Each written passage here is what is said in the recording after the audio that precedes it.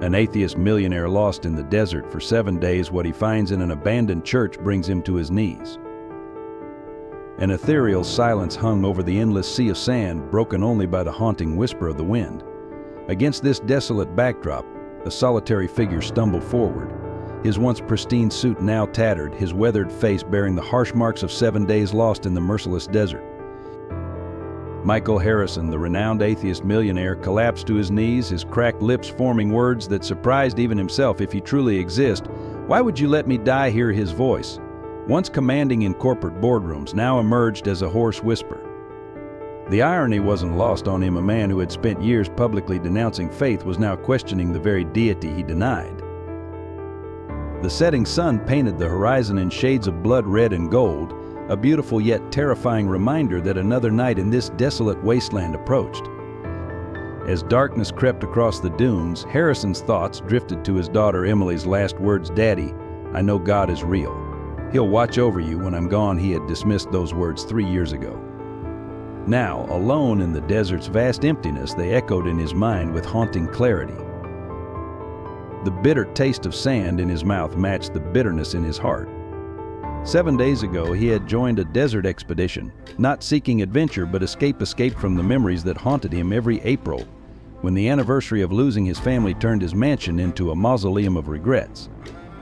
Now, separated from his group by a vicious sandstorm, he faced a different kind of haunting, the possibility that his life's certainties might crumble like the sand beneath his feet. Before diving into this touching story about faith and redemption, take a moment to share where you're watching from and hit the like button. Your engagement helps us reach more people. Michael Harrison's path to wealth began not with inheritance but with relentless determination born from poverty. Growing up in a small apartment above his father's struggling hardware store in Milwaukee, he learned early that faith alone wouldn't put food on the table. His mother, a devout Catholic, would spend Sunday mornings in church while his father spent them examining billing statements, trying to keep their business afloat. Despite their financial struggles, the Harrisons managed to send their son to college through a combination of scholarships and loans. Michael excelled in business studies, driven by a promise he'd made to himself he would never know the taste of poverty again. His early career in investment banking caught attention not just for his sharp business acumen but for his unique ability to identify struggling companies with untapped potential. By 30, he had already made his first million through a series of shrewd investments in distressed real estate. But it was meeting Sarah Williams, a kindergarten teacher with laughing eyes and an endless reservoir of compassion, that truly changed his life's trajectory. She brought warmth to his calculated world, and their marriage 2 years later gave him something his money couldn't buy: a sense of completeness. The birth of their daughter Emily seemed to perfect their already blessed life. She inherited her mother's gentle spirit and her father's determination, creating a combination that melted even the coldest hearts in Harrison's corporate circles.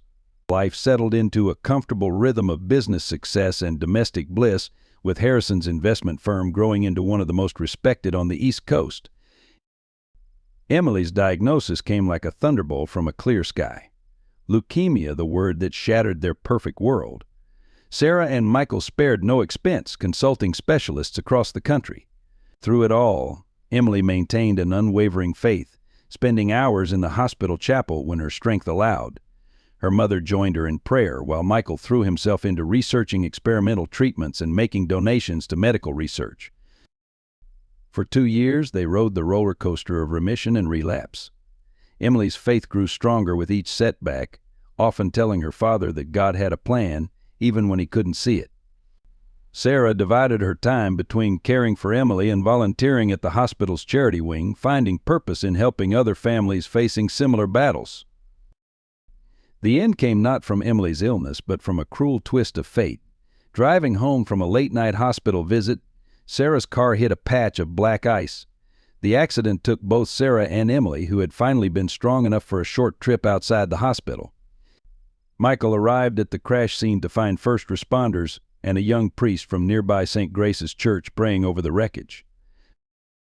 The double loss transformed Harrison. His firm continued to thrive under his leadership, but colleagues noted a sharp edge to his decisions, a coldness that hadn't existed before. He converted his grief into relentless work ethic, expanding his business empire while shutting out any reminder of the faith that had meant so much to his wife and daughter. Success followed success, and by his 40th birthday, Michael Harrison had amassed a fortune that placed him among the country's wealthiest individuals. His name appeared regularly in financial magazines, often accompanied by phrases like ruthless efficiency and corporate genius. But those who knew him before the accident saw only a shell of the man who had once balanced ambition with compassion. In his private moments, surrounded by the opulent emptiness of his Manhattan penthouse, Harrison would sometimes find himself staring at old family photos, wondering how he'd become someone his wife and daughter might not recognize. The smiling faces in those images seemed to belong to another man's life, a man who had believed in something beyond quarterly reports and profit margins. The lawsuit that would cement Michael Harrison's reputation as a prominent atheist began with a discovery in Sarah's personal effects. Among her belongings was a checkbook showing regular donations to St. Grace's Church's emergency medical fund, substantial amounts that had increased in the months before her death. What caught Harrison's attention wasn't the donations themselves, but a discrepancy in the church's public financial records. St. Grace's Church had long been known for its charitable medical program supporting families who couldn't afford critical care. The program, overseen by Father Thomas Anderson, had been Sarah's passion project during Emily's illness. Initially, Harrison's investigation was merely a way to honor his wife's memory. However, as his team of forensic accountants dug deeper, they uncovered troubling patterns in the fund's management. The evidence seemed damning. Millions in donations, including Sarah's contributions, had apparently vanished from the church's accounts. Parish records showed only a fraction of the money reaching intended beneficiaries. Harrison, consumed by a volatile mixture of grief and betrayal, saw it as the ultimate confirmation of his growing cynicism toward faith. The church he'd reluctantly tolerated for his family's sake had, in his eyes, exploited their suffering for profit. The lawsuit filed against St. Grace's Church became headline news. Harrison's legal team presented a meticulous case, painting a picture of systematic fraud spanning years. Father Thomas, a silver-haired man with gentle eyes who had comforted countless families, found himself at the center of a media storm. The priest's insistence that the money had been properly used fell on deaf ears as evidence mounted against the church. Community reaction was deeply divided. Longtime parishioners defended Father Thomas's character, citing decades of selfless service. Others, emboldened by Harrison's stance, came forward with their own stories of unanswered prayers and financial hardship. The case became a lightning rod for broader debates about religious institutions and accountability. The trial lasted 3 months, each day bringing new revelations. Harrison attended every session, his face a mask of cold determination. He watched as Father Thomas aged visibly under the strain, yet felt no compassion. When the jury returned their verdict in Harrison's favor, the satisfaction he expected was hollow. The church was ordered to repay all donations, plus substantial damages. St. Grace's Church closed its doors shortly after the verdict. Father Thomas disappeared, leaving only a brief letter expressing sorrow not for himself, but for those who would no longer receive the church's help. The building stood empty, a silent testament to fallen faith. Harrison's victory was complete, but the cost was higher than he realized. The aftermath transformed Harrison into an unlikely spokesman for atheist causes. His compelling personal story, combined with his business success, made him a powerful voice against religious institutions. He wrote opinion pieces, gave interviews, and funded organizations dedicated to exposing religious fraud. Each public appearance seemed to drive the nail deeper into the coffin of his past faith. Yet in quiet moments, doubts crept in. Former recipients of the church's aid shared stories of lives saved, families supported, and hope restored, all through programs that no longer existed. Sarah's friend spoke of her unwavering belief in the church's mission, of countless hours spent volunteering alongside Father Thomas. These voices Harrison silenced in his mind, attributing them to naive sentimentality. The lawsuit's resolution left Harrison wealthier but more isolated than ever. His mansion became a fortress of solitude, decorated with expensive art that failed to fill the emptiness. The victory that should have brought closure instead seemed to deepen the void left by his family's loss. As months passed, he found himself increasingly drawn to dangerous adventures, seeking something he couldn't name in activities that pushed him to physical limits. It was this restless searching that would eventually lead him to the ill-fated desert expedition, though he didn't know it yet. The Desert Expedition Society's invitation arrived on the third anniversary of Sarah and Emily's deaths. Harrison had been staring at their photographs, nursing a glass of expensive scotch, when his assistant brought in the embossed envelope. The timing seemed almost providential, though Harrison would have scoffed at such a notion. The expedition promised 2 weeks crossing the Sonoran Desert, following historical trading routes that had challenged travelers for centuries.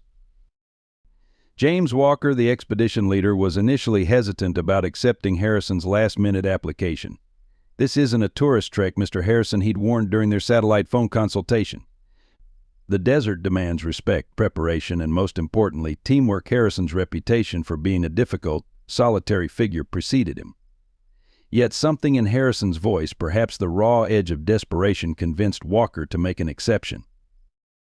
The group assembled at a small airstrip near Tucson, 12 participants from various backgrounds, each seeking something different in the desert's vast emptiness.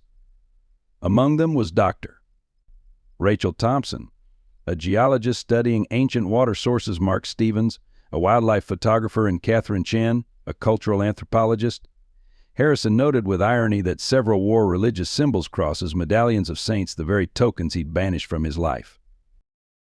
Their first days followed a carefully planned route, moving between known water sources and historical landmarks. Harrison kept to himself, rebuffing friendly overtures from his fellow travelers.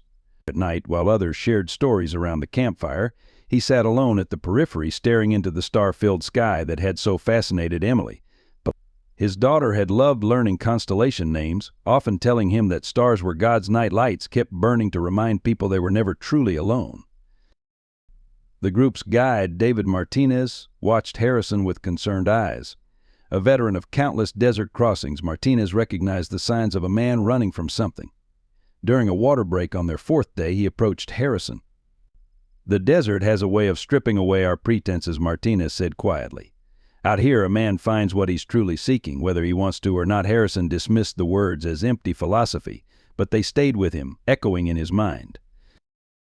The expedition's turning point came as they approached an area locals called the Devil's Anvil, a stretch of desert notorious for its harsh conditions and disorienting landscape.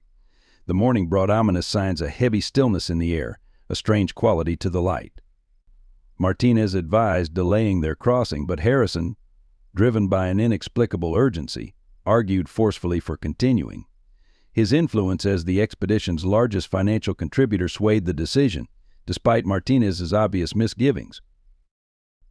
Looking back, Harrison would remember that morning with bitter clarity, the way the sun seemed to hang like a bronze shield in the colorless sky, the subtle shift in the wind's direction, the first faint hiss of moving sand. He would remember Martinez's final warning, "Lost in the rising wind in the desert, Mr. Harrison. Wealth means nothing. Out here, we're all equal before forces we can't control." The sandstorm struck with devastating speed, transforming the world into a howling chaos of flying grit and zero visibility. Harrison lost sight of the group almost immediately, their shouts drowned by the storm's fury. He stumbled blindly, his expensive survival gear useless against nature's raw power. In those first terrifying moments of isolation, his daughter's voice seemed to whisper in his ear, "Sometimes we have to get lost to find our way, Daddy." The storm raged for hours, driving Harrison deeper into the desert's heart. When it finally passed, leaving an eerie silence in its wake, he found himself completely alone in an unrecognizable landscape. His satellite phone was dead, damaged by the sand. His water supplies, meant to be supplemented at the next checkpoint, were dangerously low. As the sun began to set, casting long shadows across the dunes, Harrison faced the chilling realization that his wealth, influence, and carefully constructed walls of cynicism meant nothing in this ancient, indifferent wilderness. The first day alone in the desert taught Harrison lessons no business school could convey. Each step through the shifting sand drained his energy, and the merciless sun transformed his world into a shimmering mirage of heat and light. His expensive hiking boots, now filled with sand, felt like lead weights dragging him deeper into desolation. By nightfall, his water supply was half gone, each precious sip measured with the same precision he once applied to market analyses. The hallucinations began on the 2nd day. At first they were subtle, a flutter of movement at the corner of his eye, the distant sound of Emily's laughter carried on the wind. he fought against them, clinging to his rational mind like a lifeline. But as dehydration and exhaustion took their toll, the visions became more vivid. Emily appeared before him, wearing the yellow dress she'd loved, her face glowing with health she'd never regained after her diagnosis. "Why are you still running, Daddy?" the vision asked, her voice achingly real. Harrison stumbled forward, his cracked lips forming soundless denials. The desert sun had turned his world into a furnace, and each breath felt like inhaling fire. His daughter's apparition walked beside him, her small feet leaving no prints in the sand. "Mom and I never left you, you know. You left us when you stopped believing in anything but your anger." By the third day, Harrison's sophisticated GPS unit had died, its battery drained by the relentless heat. His attempts to navigate by the sun were confused by his deteriorating mental state. Time lost meaning, stretching like melted plastic across the endless dunes. He found himself talking aloud, arguing with memories of Sarah about the lawsuit, trying to justify actions that now seemed as insubstantial as the mirages that danced on the horizon. The nights brought their own torments. In the freezing darkness, Harrison huddled against rock formations, his body shivering violently as he relived the moments that had shaped his descent into bitterness. He saw Father Thomas's face during the trial, aged by sorrow rather than guilt. He remembered the old women who had testified in the church's defense, their faith unshaken despite the evidence he'd presented. In his delirium, their voices merged with Sarah's, asking questions he'd refused to answer. On the fourth day, he started seeing St. Grace's church everywhere, rising from the dunes like a mirage, its spire pointing accusingly at the empty sky. Each time he approached, it dissolved into heat waves and despair.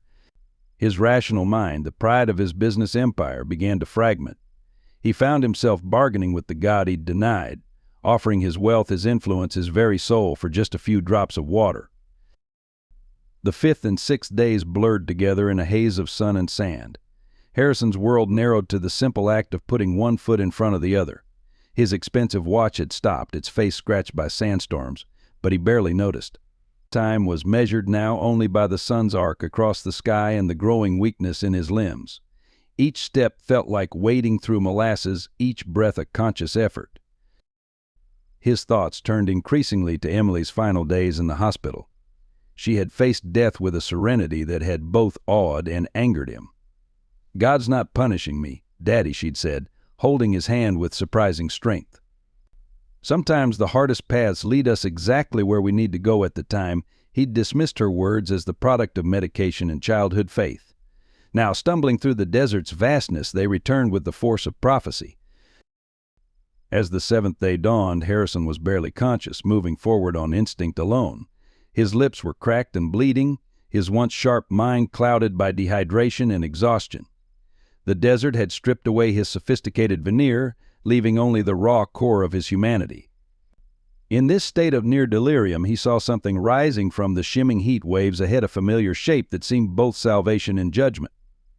But this time, as he staggered toward it, the building didn't vanish. Thank you for following this powerful story of faith and redemption so far.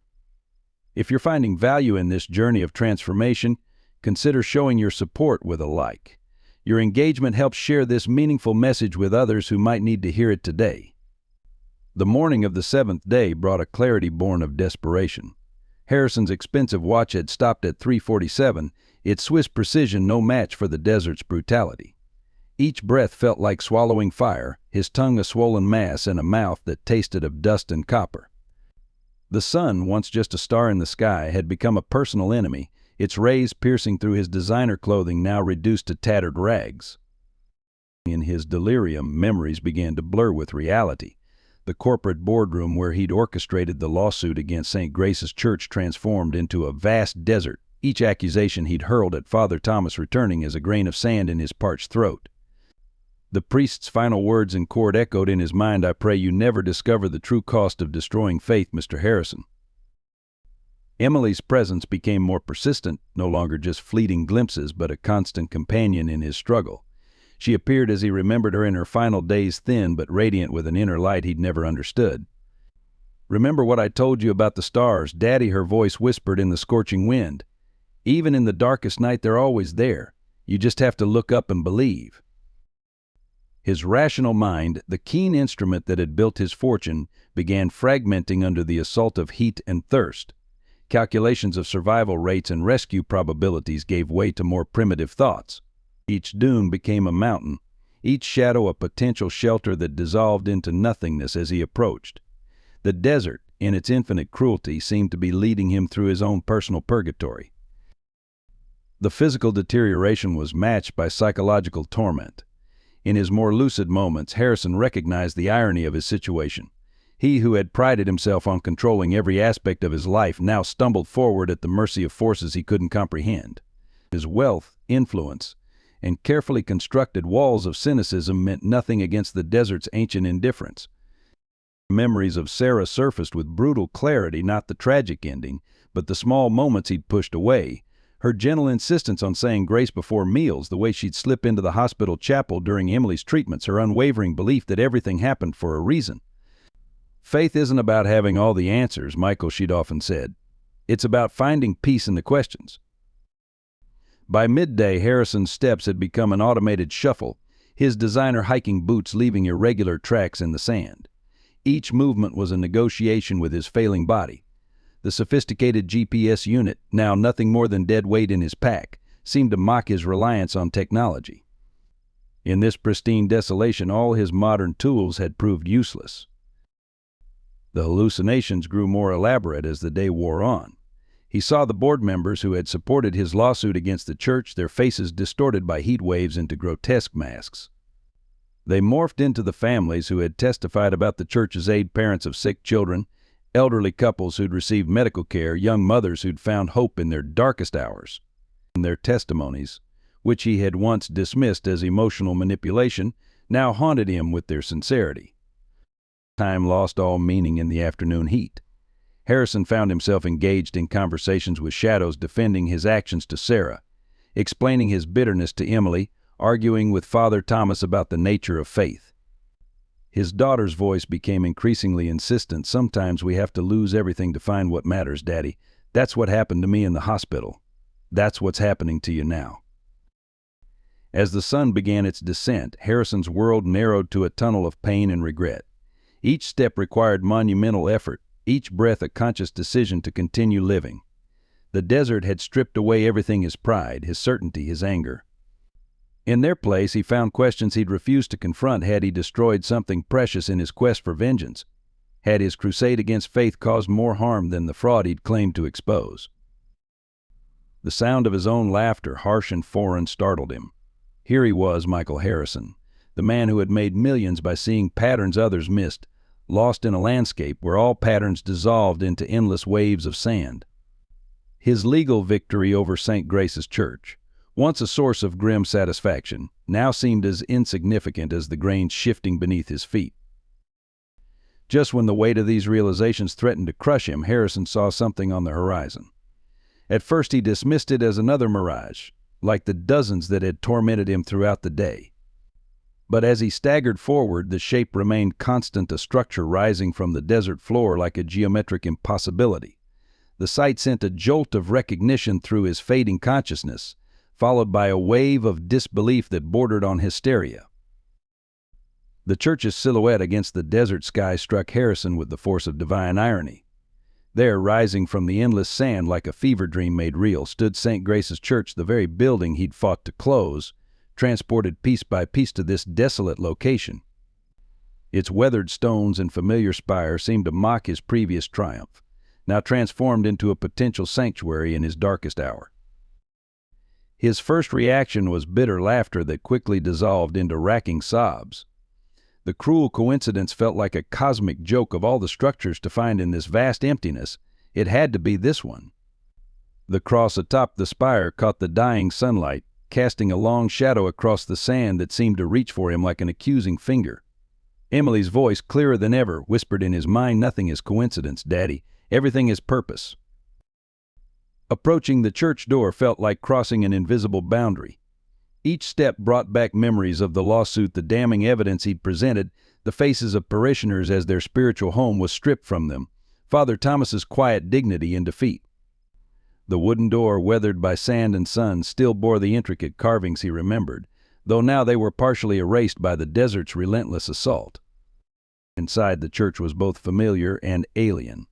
Sunlight filtered through sand-frosted windows, creating ethereal patterns on the dusty floor. The pews where Sarah and Emily had once sat during Sunday services stood in silent rows, their wood bleached by years of harsh desert light. The altar, once adorned with flowers and candles, stood bare except for a simple wooden cross. Harrison collapsed into the nearest pew, his body finally surrendering to exhaustion.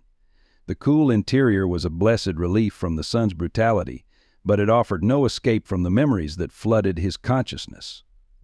He saw Emily sitting in these very pews, her small face peaceful despite the pain of her treatments. He remembered Sarah lighting candles at the altar, her quiet prayers a mystery he'd never tried to understand. As his eyes adjusted to the dimness, details emerged that challenged his certainty about the church's corruption. The building's interior showed signs of continued use, recent footprints in the dust, a half-burned candle on the altar, a water jug tucked discreetly in a corner. Someone had been maintaining this place, turning it into a desert sanctuary for lost travelers. The realization that the church might still be serving its purpose, even in exile, stirred something long dormant in Harrison's soul. He'd spent years believing he'd exposed a fraud, but what if he'd simply been blind to a deeper truth? The water jug, when he finally found the strength to reach it, contained life-saving liquid, a miracle of mercy he'd once denied to others. The sun was setting now, painting the interior in shades of gold and crimson. Through the west window, Harrison could see the cross's shadow stretching across the desert floor, a silent reminder of faith's endurance. His own shadow, cast by the dying light, seemed small and insubstantial in comparison. The magnitude of his past actions began to weigh on him with new clarity. In the growing darkness, Harrison noticed a leather-bound book on the altar. Despite his exhaustion, curiosity drew him forward. The book turned out to be a journal, its pages filled with entries in a familiar handwriting, Father Thomas's careful script. As he sank to his knees before the altar, not in prayer but in sheer physical and emotional exhaustion, Harrison found himself confronting questions he'd spent years avoiding. The desert night descended swiftly, bringing with it a bone-deep cold that contrasted sharply with the day's heat.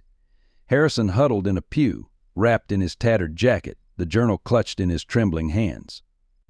The darkness seemed alive with whispers, Emily's gentle encouragement, Sarah's quiet wisdom, and underneath it all, a deeper voice that spoke of forgiveness and redemption. For the first time in years, he allowed himself to listen. In the pre-dawn darkness, Harrison found himself drawn to Father Thomas's journal, its pages illuminated by shafts of starlight through the church windows. The first entry was dated shortly after the lawsuit's conclusion. Today we begin again. The church building may have been taken, but the true church lives in acts of mercy. God has given us a new mission in this desert. Each word seemed to carry the weight of unshaken faith despite devastating loss. As Harrison read further, the story unfolded like a testimony he'd refused to hear during the trial. Father Thomas had used his personal inheritance to purchase this land and orchestrate the church's painstaking reconstruction. The missing donations, the very funds Harrison had claimed were embezzled, had been channeled into a network of mobile medical clinics serving remote communities. The church's apparent financial discrepancies were explained by the need for discretion in areas where religious aid workers faced persecution. The journal documented countless stories of lives touched by the church's hidden mission. Names Harrison recognized from the trial appeared in a new context: families who had received aid, volunteers who had given their time, donors who had understood the need for secrecy. Among them, he found Sarah's name repeatedly mentioned, her contributions extending far beyond the monetary donations he'd discovered. With trembling hands, Harrison turned to entries from the period of Emily's illness. Father Thomas had recorded his daily visits to the hospital, not just to pray with Emily, but to coordinate with medical staff, ensuring other critically ill children receive care regardless of their family's ability to pay. The priest's words painted a picture of compound impact, how helping one family often created a chain reaction of kindness affecting dozens more. A particular entry caught his eye, dated 3 days before the accident that took Sarah and Emily. Sarah Harrison came today with another generous donation for the medical fund. Her faith in our mission, despite her husband's skepticism, humbles me. She understands that sometimes God's work must be done in shadows to reach those most in need. Emily, even in her illness, shows such wisdom. God doesn't need credit, she told me today. He just needs us to help each other. The revelation hit Harrison with physical force. His crusade for transparency had destroyed a carefully constructed network of compassion. The money he'd forced the church to repay had been destined for life-saving medical care. His victory in court had not exposed corruption, but had instead dismantled a system of hope for countless families like his own. Deeper in the journal, Harrison found evidence of the church's desert ministry. Father Thomas had transformed the relocated building into a sanctuary for lost travelers, maintaining supplies and basic medical provisions. The entries spoke of dozens saved from the desert's brutality, tourists who had strayed from guided paths, immigrants seeking better lives, adventurers who had underestimated nature's power. A recent entry described the maintenance of the church's water supply. The well remains our greatest blessing. Even in the dry seasons it provides. Like God's mercy, it seems bottomless. Today I refilled the emergency store's water, bread, basic medical supplies. Someone will need them soon. The desert ensures that the date was just 3 days before Harrison's own desperate arrival. As morning light began to filter through the windows, Harrison discovered a collection of sealed letters at the back of the journal. Each was addressed to individuals who had testified against the church during the trial. The one bearing his name was written in Father Thomas's increasingly frail handwriting, to be delivered in the event of my death. Before he could open it, movement caught his eye. On the altar, previously hidden in shadow, sat a fresh loaf of bread next to a full water jug. Harrison approached cautiously, wondering if dehydration was causing him to hallucinate. But the bread was real, still slightly warm, as if recently placed. The water was cool and clean, tasting of deep underground springs rather than plastic bottles. The presence of these life-saving provisions raised questions that his logical mind struggled to answer. Someone had to be maintaining the church, yet he had seen no signs of current habitation. The bread's warmth suggested a recent visitor, but the undisturbed sand outside showed no footprints but his own. For the first time in years, Harrison found himself considering possibilities that existed beyond the realm of rational explanation. As he ate and drank, rationing the supplies with the same care he'd once applied to business resources, Harrison felt the first stirrings of a transformation. The church he had condemned as corrupt was, in its exile, fulfilling its mission more purely than ever. And now it had saved the very man who had sought to destroy it, offering mercy without condition or recognition. Exhausted by the revelations in Father Thomas's journal and the emotional weight of his situation, Harrison finally surrendered to sleep in one of the church's wooden pews. His dreams came in vivid fragments, memories blending with visions in a kaleidoscope of guilt and grace.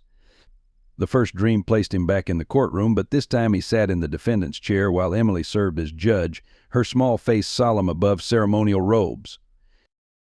The dreamscape shifted, and he found himself in a hospital corridor that seemed to stretch infinitely. At regular intervals, doors stood open to reveal scenes from his past: Sarah volunteering at the church's medical clinic, Emily praying in the hospital chapel, Father Thomas quietly coordinating care for families who had nowhere else to turn. Each scene revealed a layer of truth he'd been too angry to see, too hurt to acknowledge. Then the corridor transformed into the desert, but not the barren wasteland he'd been lost in. This desert bloomed with impossible flowers, their petals catching starlight that seemed to shine from within. A figure approached through this supernatural garden, a woman whose features shifted between Sarah's gentle smile and a stranger's ageless wisdom. She wore simple white clothing that emitted its own soft radiance.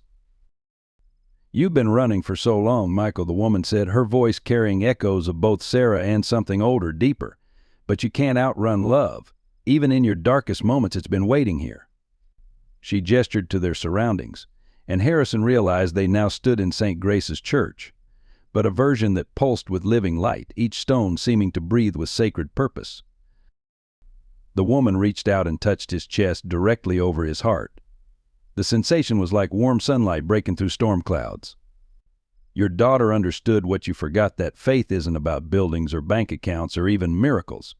It's about recognizing the divine in simple acts of kindness, in choices to love despite pain, in mercy offered without condition." scenes from the past played out around them like living stained glass. Sarah organizing food drives, Emily sharing her toys with other children in the cancer ward, Father Thomas working late into the night to coordinate medical care for families in crisis. Each image carried a weight of meaning that brought tears to Harrison's sleeping eyes. The lawsuit didn't just close a building, the woman continued, her face now resembling Emily's nurse Mary, who had spent countless hours comforting his daughter.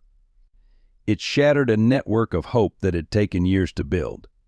But even broken things can be restored when love guides the way. That's why you're here now. The dream shifted again, and Harrison found himself standing before the altar. On it lay artifacts of his life, his company's logo, the legal documents from the lawsuit, Emily's favorite stuffed animal, Sarah's wedding ring, and Father Thomas's journal. The woman stood beside him, her presence radiating compassion. "You have a choice to make," she said softly. "You can wake up and dismiss this as dehydration and desperation, return to your fortress of wealth and certainty. Or you can open your heart to the possibility that everything, even this desperate journey into the desert, has purpose."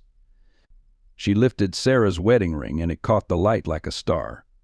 "Your wife and daughter never lost faith in you, Michael. They've been waiting, watching, loving you even through your anger." In the dream's final moments, Emily appeared beside the woman, healthy and whole, as she had never been in her last years. "Remember what I told you, Daddy? God's night lights are always shining, even when clouds block our view. You just have to remember to look up." She took his hand, her touch feeling impossibly real. "It's time to wake up now. Someone's waiting to help you understand." Harrison jerked awake to find early morning light streaming through the church windows, creating patterns on the floor that mirrored the dream's celestial garden. His cheeks were wet with tears he didn't remember crying, and his body felt simultaneously exhausted and energized, as if he'd undergone some profound internal transformation. A sound drew his attention to the altar, soft footsteps and the rustle of fabric. As he raised his eyes, still heavy with sleep and emotion, he saw a figure silhouetted against the dawn light. For a moment it seemed to shimmer with the same radiance as the woman from his dream. Then the figure turned, and Harrison found himself face to face with reality more startling than any vision. The figure at the altar was Father Thomas, but not the defeated man Harrison remembered from the trial. Though visibly aged and weathered by desert life, the priest carried himself with quiet dignity. His simple brown robes were patched and sun-bleached, yet he moved with the purposeful grace of someone completely at peace with his circumstances. Recognition flickered in his eyes as he turned to face Harrison, followed by something unexpected: compassion. "We've been expecting you, Michael," Father Thomas said softly, using Harrison's first name as he had in the days before the lawsuit. "Though I admit I didn't think God would choose quite such a dramatic way to bring you here." He gestured to a small side room where the smell of coffee, real coffee, not the instant variety, wafted invitingly. "Come. There are things you need to see." The room turned out to be a simple office, its walls covered with maps and medical schedules. A familiar pattern caught Harrison's eye, the same financial flow charts his lawyers had used to prove misappropriation of funds. But here, annotated in Father Thomas's careful handwriting, was the full story his investigation had missed. "Your wife understood what we were doing," Father Thomas explained, pulling out a thick folder. "Sarah was more than just a donor, she was our strategic partner." The folder contained detailed records of a medical support network that spanned 3 states. What Harrison had interpreted as money disappearing into private accounts was actually an intricate system of resource distribution. Photos spread across the desk told the story: mobile medical clinics disguised as delivery trucks, makeshift treatment centers in remote areas, volunteers coordinating medical supply deliveries. In each image, Harrison noticed small details he'd overlooked during the trial: the hope in patients' eyes, the dedication of medical staff, the careful organization that belied accusations of corruption. "We couldn't publicize our full operations," Father Thomas continued, his voice heavy with memories. "Some of the areas we served. Publicity would have meant shutdown, or worse. Sarah helped us create a documentation system that protected both donors and recipients. The missing money built 3 children's clinics in areas without pediatric care." The revelation hit Harrison like a physical blow. One photo showed Sarah standing beside a small medical facility, her smile radiant as she cut a ribbon. The date stamp showed it was taken 2 days before the accident.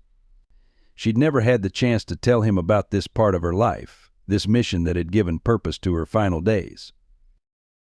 Emily knew, Father Thomas said gently, answering Harrison's unspoken question. She was the one who encouraged Sarah to get more involved. "Mommy," she'd say, "if my being sick can help other kids get better, then it's not just sad anymore." He pulled out another photo of Emily in her hospital bed, surrounded by toys she was sorting for donation to other young patients. The deeper Harrison delved into the documentation, the clearer the picture became. His legal victory, which had seemed so righteous, had actually dismantled a carefully constructed network of compassion. The money he'd forced the church to repay had been destined for a new pediatric wing in an underserved community, a project that died when the lawsuit went public. "We're not angry, Michael," Father Thomas said, watching Harrison's face as realization dawned. "Grief can blind us to larger truths. When we lost the church building, God provided this place instead. Fewer people, perhaps, but each one in desperate need, like yourself." He smiled slightly. "The desert has a way of stripping away our illusions until we see clearly." A final document made everything clear, a letter from Sarah, dated the day of the accident. In it, she explained everything she'd been working to achieve, her hopes for the medical network's future, and her prayer that someday Harrison would understand. The letter ended with words that blurred beneath Harrison's tears. "My love, when you're ready to see beyond your pain, come find us." Faith isn't about having all the answers, it's about trusting enough to ask the right questions. As Harrison struggled to process the revelations about Sarah's involvement, Father Thomas pulled out one final file, this one marked with a simple cross and the name Mary Sullivan. The name triggered a distant memory, the kind-faced nurse who had spent countless hours with Emily during her treatment, whose testimony he had dismissed during the trial. "Mary wasn't just a nurse," Father Thomas explained, his voice soft with reverence. "She was your mother, Michael. She never told you because she respected your anger at her abandonment, but she spent her final years trying to make amends." He opened the file to reveal a photograph that stopped Harrison's breath, a younger version of the woman from his dream, wearing a nurse's uniform, cradling a newborn he recognized from family albums as himself.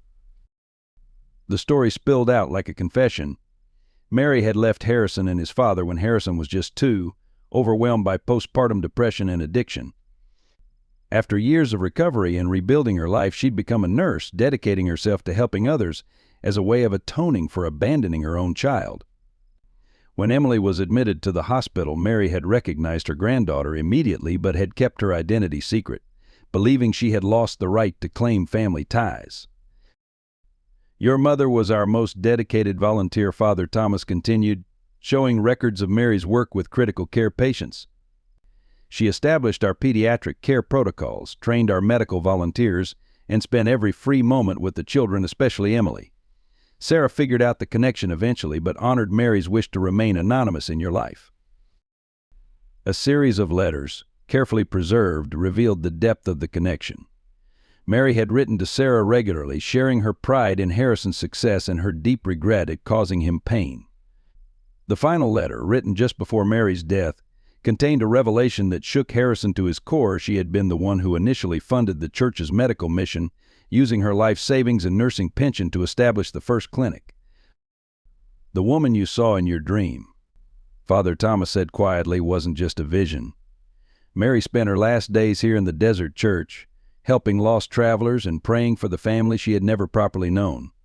Her last words were about you, Michael. Tell him when he's ready to understand. That love doesn't keep accounts of wrongs, it just waits, hopes, and serves." Harrison's hands trembled as he examined photographs of Mary with Emily, the grandmother and granddaughter, united by circumstance and compassion, though only one knew the truth of their connection. In each image, he could see the same gentle smile, the same caring touch that had comforted his daughter through painful treatments. His mind raced back to Emily's words about feeling a special connection with her nurse, about how Mary seemed to know exactly what was in her heart. The final piece of evidence was a diary entry from Sarah, dated the week before the accident. "Mary's love for our family, despite Michael's unknowing rejection, shows me the true meaning of faith. She serves without recognition, loves without acknowledgement, and prays without ceasing for the son who doesn't know she exists. In her I see the face of true Christianity, not in buildings or bank accounts, but in the daily choice to love despite pain." Father Thomas placed a small, worn Bible on the desk, Mary's personal copy, its margins filled with prayers for her son, daughter-in-law, and granddaughter. "She left this for you, along with a letter. I've kept them safe, waiting for God to bring you here." The Bible fell open to a heavily annotated passage about the prodigal son, the pages stained with tears and years of daily reading. "Your lawsuit didn't just close a church," Father Thomas concluded gently. "It unknowingly fulfilled your mother's greatest fear, that her past mistakes would somehow prevent her child from finding faith. But even in that, she never stopped believing that God would eventually lead you to the truth.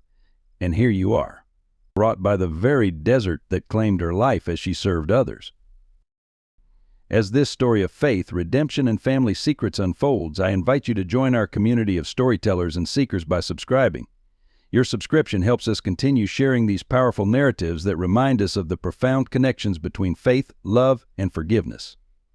The weight of these revelations left Harrison silent, his world restructuring itself around truths he'd spent years denying. Father Thomas seemed to understand his need for space, quietly excusing himself to prepare a simple breakfast. But when an hour passed with no return, Harrison felt a growing unease. The coffee pot had boiled dry, and the desert sun was climbing higher in the sky.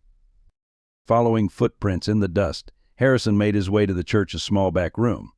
There he found Father Thomas collapsed beside a worn cot, his breathing shallow and labored. The priest's weathered face was pale, his skin burning with fever. Beside him lay an open ledger, its final entry written in shaking script: "He has arrived. My work is finished. Thank you, Lord, for letting me complete this circle of redemption." With trembling hands, Harrison discovered the truth. Father Thomas had been seriously ill for months, surviving on minimal supplies to maintain the church's reserves for lost travelers. The priest had spent his final strength ensuring Harrison's survival, knowing his own time was short. The fresh bread and water that had saved Harrison's life had cost Father Thomas his last energy to prepare. "Don't grieve too deeply," Father Thomas whispered, his voice barely audible. "This is what I chose to serve until the end, as Mary did.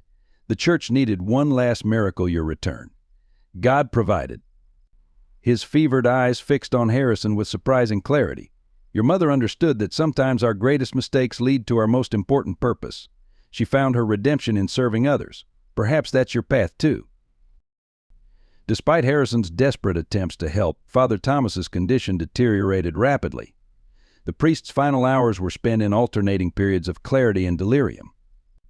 During lucid moments, he shared details about Mary's work at the church, the lives she'd touched, and her unfailing love for the son who never knew her.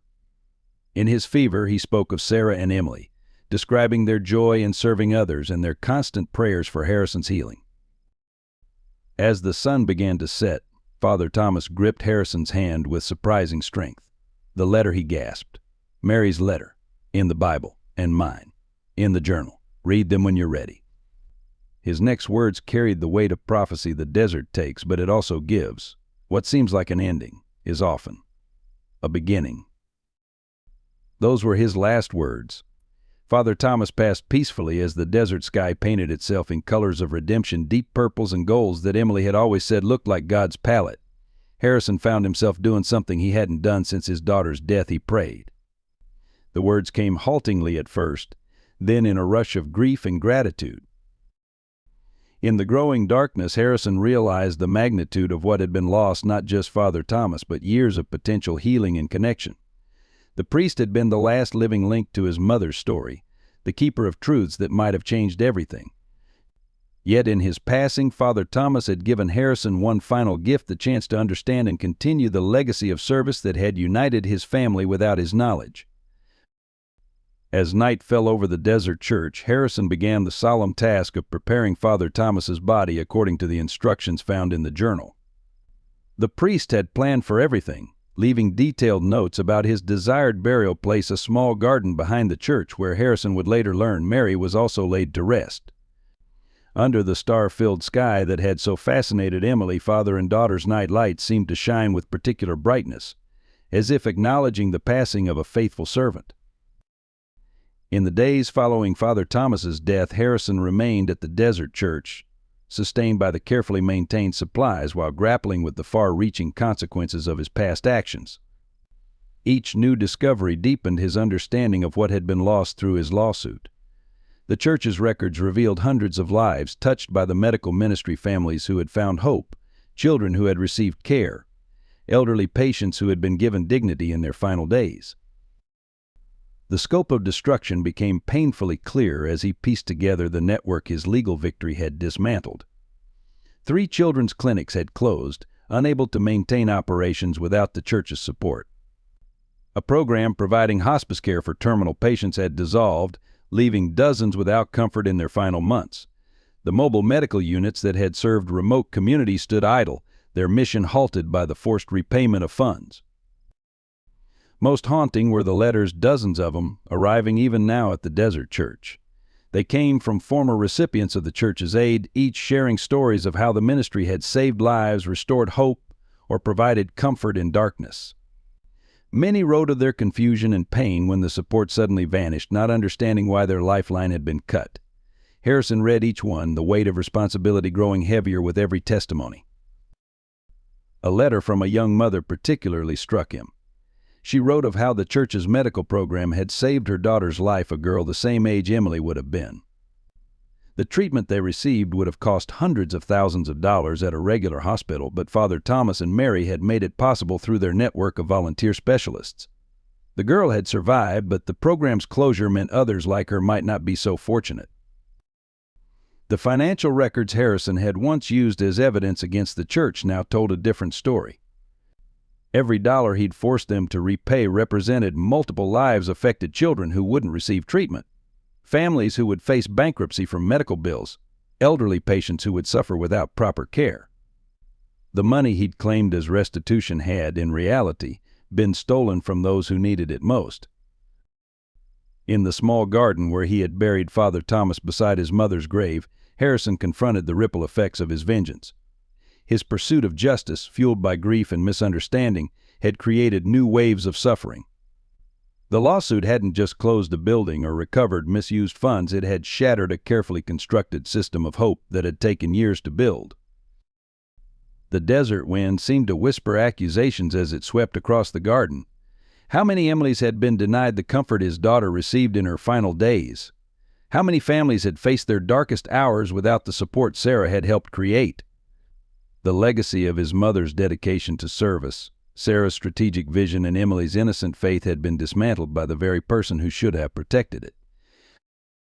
As the sun set on another day in the desert, Harrison stood at the garden gate, watching shadows stretch across the sand.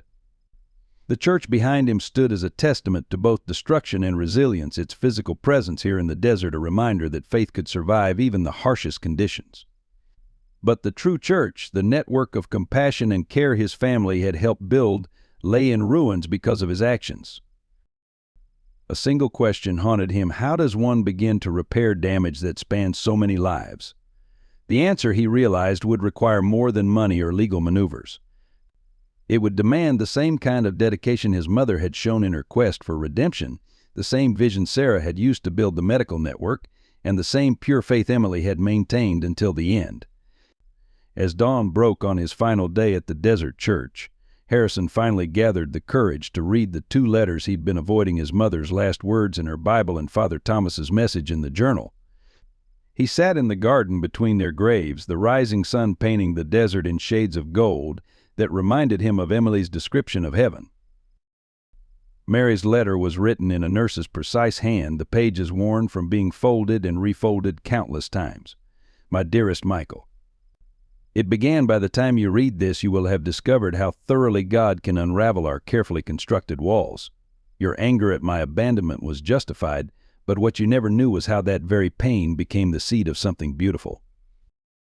She described her journey from rock bottom, the addiction that tore their family apart, the years of recovery, and the moment she dedicated her life to serving others as atonement. When Emily was admitted to her ward, Mary had recognized her own eyes in her granddaughter's face. That recognition became both gift and burden, the chance to care for her family without the right to claim them. Sarah figured it out, Mary wrote. She had your determination to seek truth, but tempered with compassion. She understood why I kept my silence, but she also helped me serve our family in hidden ways. Together with Father Thomas, We built something larger than our personal pain, a network of healing that transformed private grief into public good. Father Thomas's letter provided the missing pieces of the puzzle. The church's medical ministry hadn't begun as a grand vision but as a response to individual needs. Mary's dedication to serving others had inspired Sarah, who then applied her business acumen to expand their reach. The seemingly suspicious financial transactions were actually an intricate system designed to maximize impact while protecting vulnerable communities. Your lawsuit, Father Thomas wrote, was based on a truth so incomplete it became a lie. The missing funds you discovered were saving lives in places where traditional aid couldn't reach. Sarah understood this. Emily, in her innocent wisdom, grasped it too. They saw that sometimes the greatest acts of faith happen in shadows, unmarked by public recognition. The most revelatory part of both letters spoke to a design beyond human planning. Mary had felt guided to become a nurse in the very hospital where Emily would later be treated. Sarah had discovered the truth about her mother-in-law at precisely the moment the medical ministry needed her organizational skills. Even Harrison's desert ordeal seemed orchestrated, his rescue requiring him to face the consequences of his actions while experiencing the very mercy he had denied others. Your presence here is no accident, Father Thomas concluded. The desert strips away pretense until only truth remains. You pursued what you thought was justice, but God used your pursuit to bring you to a deeper understanding. The question now is not what you've destroyed, but what you will build from these ruins. As Harrison read the final words of both letters, the sun had fully risen, illuminating the desert church in brilliant light. The structure he had once condemned as a monument to corruption now stood revealed as something else entirely, a beacon of hope, a testament to the power of redemptive love, and a challenge to his own future. The pieces of his family's legacy lay scattered before him like a broken mosaic: his mother's devotion to service, Sarah's strategic compassion, Emily's unconditional faith, and Father Thomas's quiet wisdom. Each piece reflected a different aspect of the truth he had been too blind to see, that faith manifests not in perfect institutions but in imperfect people choosing love over judgment, service over security, and mercy over vindication. The transformation that began in Harrison's heart took physical form in the days that followed. His first action was to contact his legal team, not to defend his past actions, but to begin the complex process of undoing the damage. The court-ordered repayment had been deposited in an account he had never touched, as if some part of him had always known it wasn't truly his to keep. Using Father Thomas's meticulous records, Harrison began reconstructing the network his lawsuit had dismantled. Each entry in the church's files represented a thread in the tapestry of compassion his family had helped weave, the children's clinic Sarah had coordinated, the hospice program Mary had established, the volunteer medical teams Father Thomas had organized. The task of rebuilding seemed overwhelming, but Emily's voice echoed in his memory: "Big things start with little steps, Daddy." His corporate expertise, once used to tear down the church's work, now served to rebuild it stronger than before. Harrison established a foundation, naming it Grace Renewed, in honor of both the church and the second chance he'd been given. The mission statement, written in his own hand, acknowledged the past while looking forward, born from understanding that our greatest mistakes can lead to our finest moments of redemption. The first project was reopening the children's clinics, but with expanded capacity and enhanced services. Harrison insisted on maintaining the same discreet operational model that Sarah had helped design, recognizing now the wisdom of quiet service. Each facility would include a small chapel, not for mandatory prayer but as a space of peace for those who sought a tribute to Emily's belief in the comfort of sacred spaces. In the desert church, Harrison established a retreat center for burnout prevention among medical workers, dedicating it to Mary's memory. The program combined professional support with the spiritual wisdom he had learned through his own journey. The garden where Father Thomas and Mary rested became a place of meditation, its simplicity reminding visitors that healing often begins in silence. Most transformative was Harrison's personal involvement. Unlike his previous life of distant philanthropy, he now regularly visited the facilities, learning the names and stories of those they served. He sat with parents anxious about their children's treatments, sharing his own experience not as a wealthy benefactor but as a father who had walked similar paths. His testimony of loss and redemption became a bridge between the world of privilege he had occupied and the reality of those struggling to find hope. The business community reacted with surprise to Harrison's transformation. Some questioned his sanity when he liquidated significant portions of his fortune to fund the foundation's work. Others saw it as an elaborate PR stunt. But those who worked closely with him recognized something deeper, a fundamental shift in values that transcended public perception. In private moments, Harrison often returned to the desert church, spending hours in the garden where his mother and Father Thomas lay. He spoke to them as he never could in life, sharing updates on the foundation's work, seeking wisdom in their remembered words, and sometimes simply sitting in grateful silence. The anger that had driven him to destroy their work had been transformed into a passion to extend their legacy. Each night before leaving the garden, Harrison would look up at the stars, Emily's night lights, and marvel at the intricate ways his family's story had been woven together. His mother's fall from grace had led to a life of service that touched countless others. Sarah's investigation of the church's finances had led not to exposure of corruption but to expansion of its mission. Even his own misguided pursuit of justice had ultimately brought him to a deeper understanding of mercy. 1 year after his desert ordeal, Harrison stood before a gathered crowd at the opening of the new St. Grace's Medical Center in downtown Phoenix. The state-of-the-art facility represented the culmination of his family's legacy, combining Mary's vision for compassionate care, Sarah's organizational brilliance, and Emily's unwavering faith in human goodness. The building's modern exterior concealed a deeper truth. This was more than a hospital, it was a testament to redemption. The facility's design reflected lessons learned from both past successes and failures. Each floor featured meditation spaces where patients and families could find moments of peace. The children's wing, dedicated to Emily's memory, incorporated elements of play and wonder into its healing spaces. A discreet financial aid office named for Sarah ensured that ability to pay never determined quality of care. Most significantly, the center maintained the confidential care network that Harrison had once condemned. A portion of each paying patient's fees was automatically directed to support those who couldn't afford treatment. The system Sarah had helped design now operated with transparent accountability while protecting recipient privacy, proving that integrity and discretion could coexist. The medical staff included many who had served in the original church program, their dedication undimmed by past setbacks. Harrison had personally reached out to each one, acknowledging his role in disrupting their work and inviting them to help build something greater. Their response had been overwhelming, not just acceptance of his apology, but eagerness to resume their mission with renewed resources.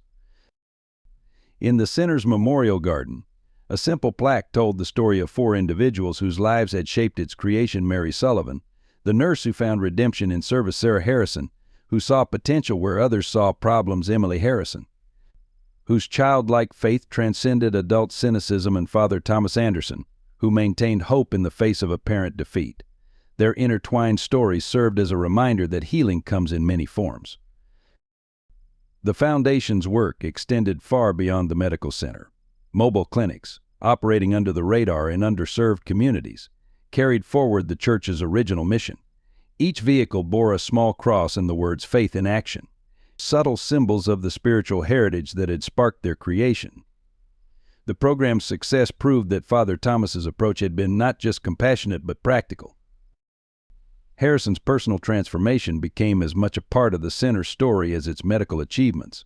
He maintained an office on site, not in the administrative wing but near the chapel, where he was available to anyone seeking counsel or support. His own journey from skeptic to believer, from accuser to advocate, offered hope to others struggling with doubt and loss. The center's opening ceremony concluded with an unexpected gesture. Harrison announced the establishment of the Thomas Sullivan Fellowship, providing full medical training for students committed to serving underprivileged communities. The first class of fellows included children of families who had been helped by the original church program, a beautiful completion of the circle his mother had begun decades ago. As twilight descended on the ceremony's closing moments, Harrison noticed something that brought tears to his eyes: hundreds of small lights illuminating the center's gardens and walkways. They had been Emily's idea, found in her journal. "Remember, Daddy, sometimes people need night lights too. Not just little kids. The lights would burn all night, every night, beacons of hope for those seeking healing in darkness. 5 years after his desert transformation, Harrison found himself once again in the small garden behind the desert church. The space had become a pilgrimage site of sorts, though few knew its true significance. The original structure still stood, maintained now as both emergency shelter and memorial, its doors always open to travelers in need. On this particular evening, Harrison sat between the graves of his mother and Father Thomas, reading from Mary's weathered Bible. The setting sun painted the desert in shades that still reminded him of Emily's description of heaven.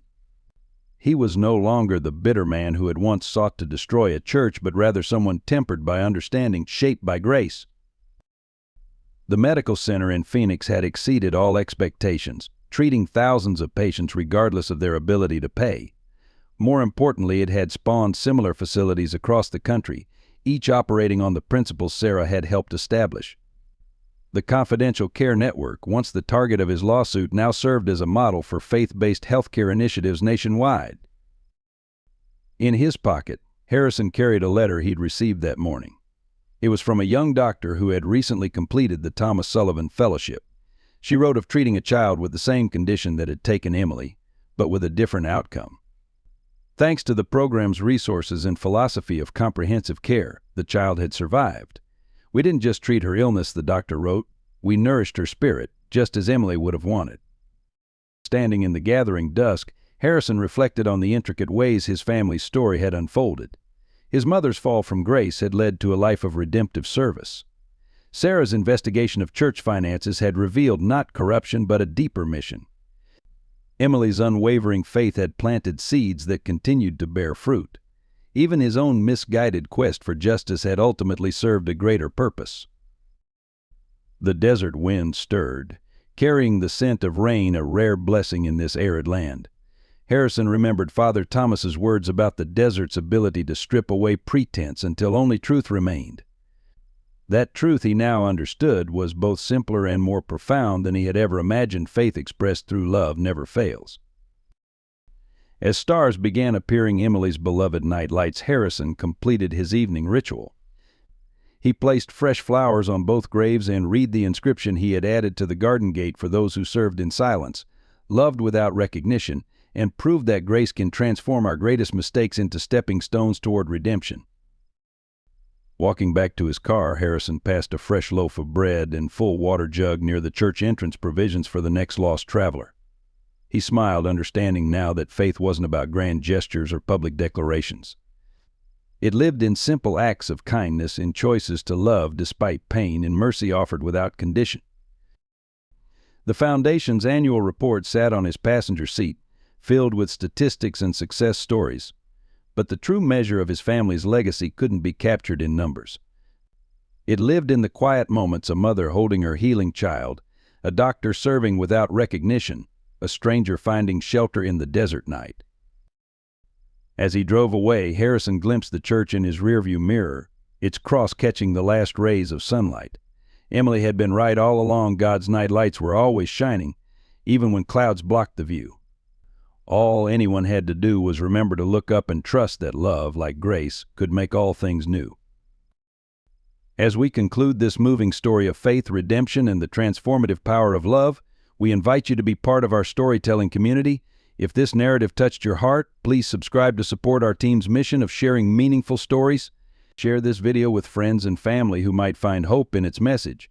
Hit the like button if you found value in this journey, and let us know in the comments how this story resonated with you. Would you like to hear part 2 of this powerful tale?